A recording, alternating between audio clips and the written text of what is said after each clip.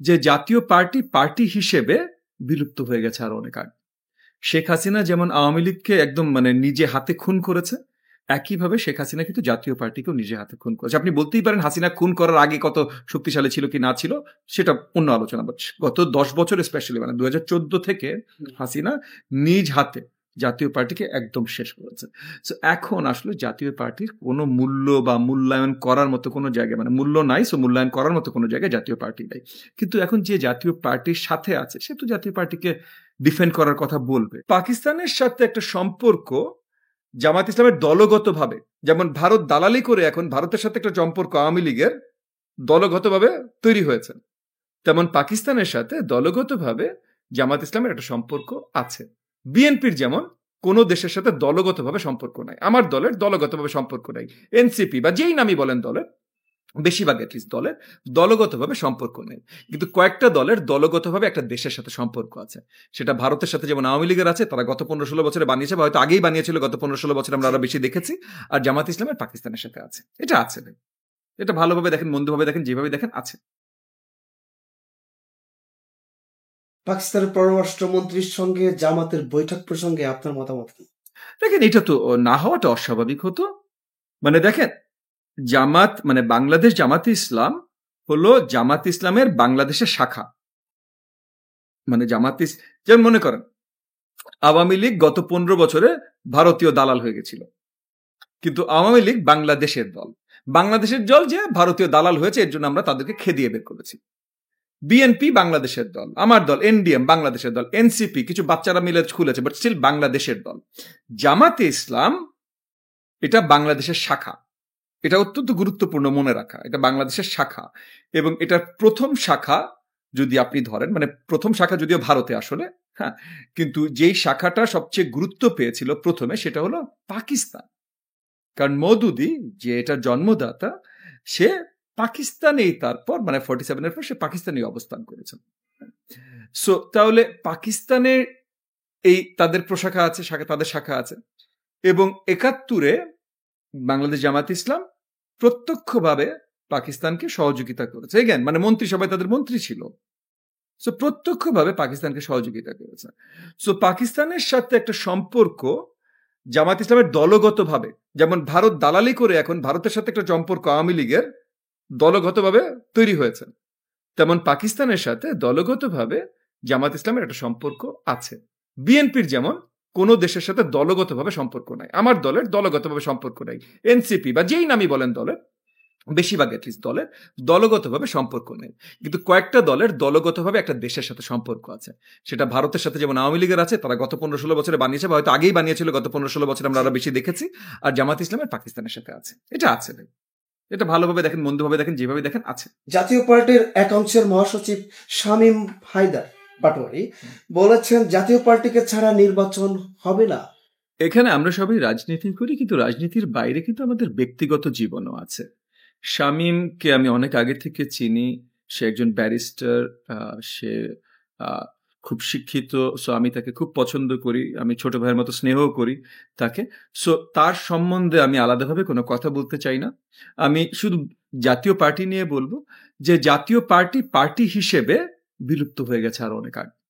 শেখ হাসিনা যেমন আওয়ামী লীগকে একদম নিজে হাতে খুন করেছে, একইভাবে শেখ হাসিনা কিন্তু জাতীয় পার্টিকেও নিজে হাতে খুন করেছে। আপনি বলতেই পারেন হাসিনা খুন করার আগে কত শক্তিশালী ছিল কি না ছিল, সেটা অন্য আলোচনা। গত 10 বছর স্পেশালি 2014 থেকে হাসিনা নিজ হাতে জাতীয় পার্টিকে একদম শেষ করেছে।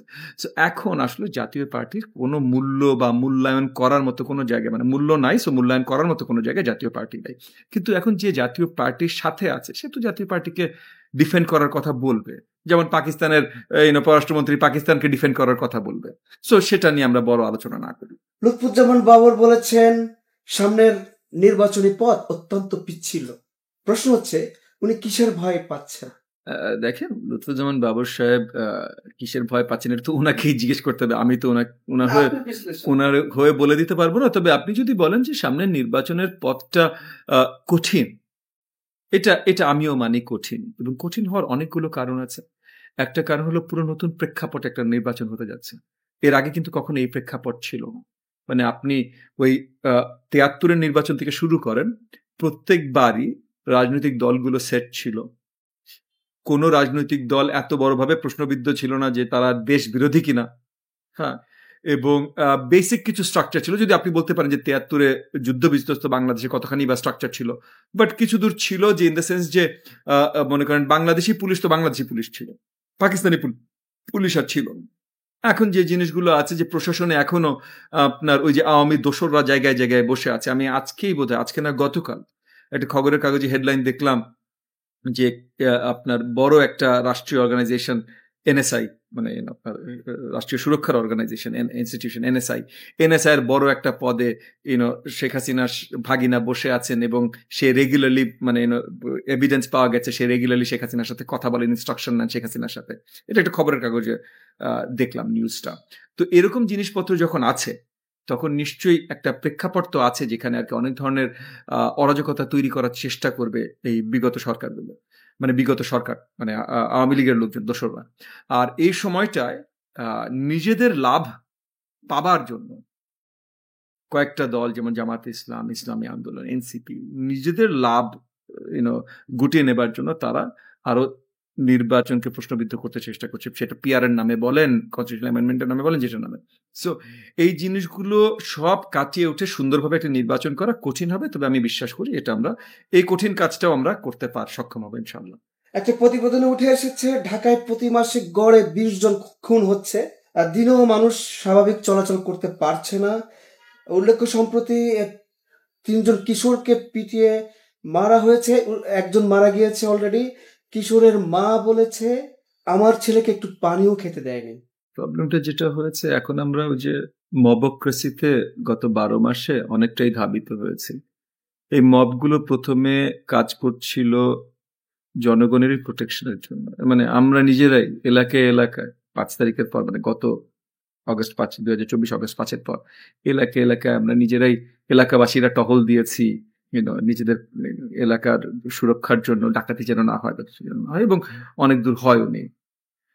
কিন্তু ক্রমাগতভাবে যখন সময় পেরিয়েছে এবং এই সরকার পুরোপুরি ব্যর্থ হয়েছে আইন শৃঙ্খলা বাহিনীকে জায়গা মতো নিয়ে আসতে, বা কোনো একটা স্টেবল জায়গায় নিয়ে আসতে, তখন আমরা দেখেছি সব জায়গায় আপনার সব ধরনের দুষ্কৃতিকারীরা আস্তে আস্তে বেরিয়ে আসছে, এবং অনেক ধরনের ক্রাইমস রেটস অনেক বেড়ে গেছে।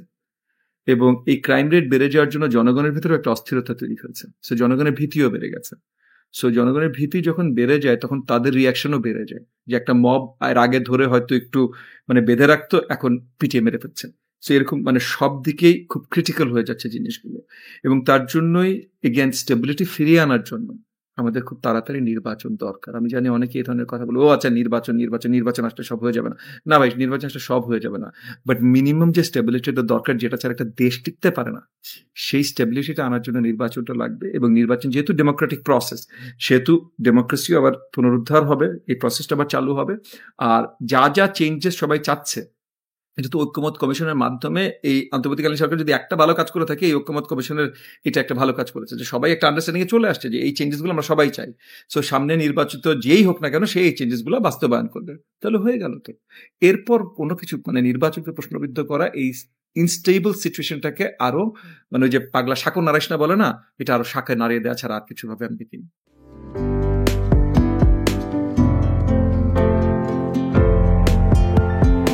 1 জানুয়ারি 2025 ইউটিউব জার্নালিজমের অগ্রদূত changetv.press 6 বছর পেরিয়ে পা রাখলো গর্বিত সাথে। আমি অত্যন্ত আনন্দিত হলাম যে চেঞ্জ টিভি আগামী কয়েকদিনের মধ্যেই 6 বছর পূর্ণ করবে। আর হাঁটি পা করে চলা শুরু করে এখন সে বেশ দৌড়াদৌড়ি করছে বলা যেতে পারে। ও নামটাও অত্যন্ত বলবো যে সিগনিফিক্যান্ট, যে চেঞ্জ, এই গণঅভ্যুত্থান কিন্তু চেঞ্জেস, সেই হিসেবে তোমার টেলিভিশনের, তোমার এই চ্যানেলের নামের একটা যথেষ্ট মিল পাওয়া যায়।